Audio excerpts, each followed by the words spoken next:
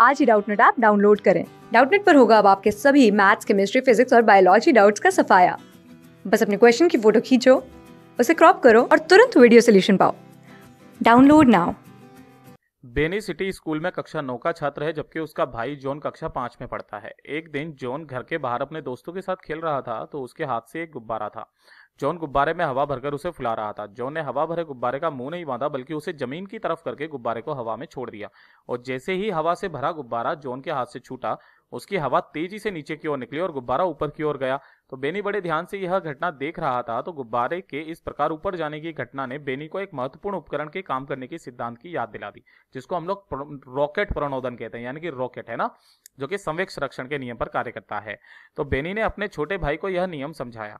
तो जॉन ने हवा भरे गुब्बारा छोड़ने पर हुई क्रिया का सिद्धांत किस उपकरण में काम में आता है? ये लीजिए भैया, ये तो आपने पहले वही वाला जवाब पूछ लिया जो हम लोग पहले ही बता चुके थे। यानी कि हवा से भरा गुब्बारा उल्टा छोड़ने पर ऊपर जाने में वही काम करता है जो कि रॉकेट करता है ना, रॉकेट।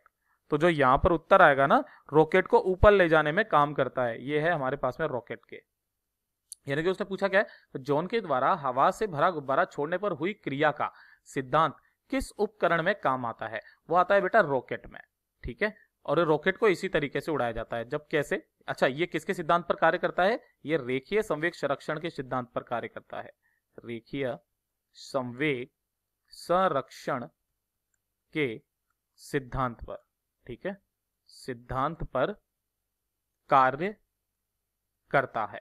ठीक है, अब ये किस तरीके से, देखिए, इसके बाहर की तरफ में यहां पर क्या रहता है, काफी सारा फ्यूल भरा हुआ रहता है, ईंधन। जब ये बाहर निकलती है गैसें, तो किसी न किसी v वेग से बाहर निकलती है। इसका द्रव्यमान है स्मॉल m और ये v से बाहर निकलती है।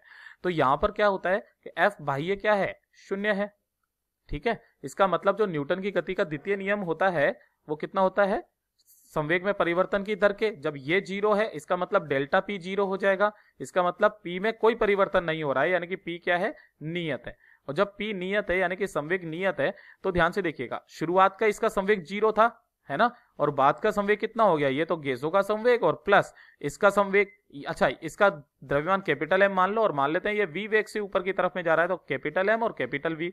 तो कैपिटल वी का मान कितना हो गया हमारे पास में, एम वी बटे, और ये माइनस में ये कितना आ जाएगा, कैपिटल एम आ जाएगा। ये लीजिए, तो यहाँ पर माइनस चिन्ह क्या बता रहा है कि ये विपरीत दिशा में जाता है, और लेकिन इनका जो कुल संवेग होगा वो भी जीरो के बराबर ही, क्योंकि प्रारंभिक भी कितना था, जीरो था।